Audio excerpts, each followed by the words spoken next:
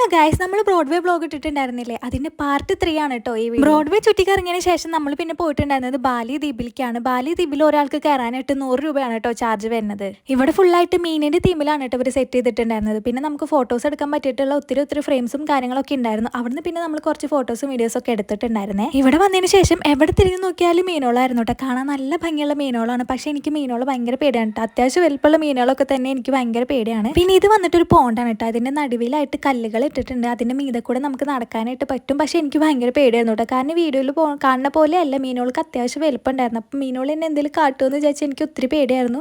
പിന്നെ എൻ്റെ ഫ്രണ്ട്സുകളൊക്കെ ചീത്ത പറഞ്ഞിട്ടാണ് കേട്ടോ ഞാൻ അതിൻ്റെ മീതെ കൂടെ നടന്നിട്ടുണ്ടായിരുന്നത്. പിന്നെ ഇതും ഒരു പോണ്ട് തന്നെയാണ്.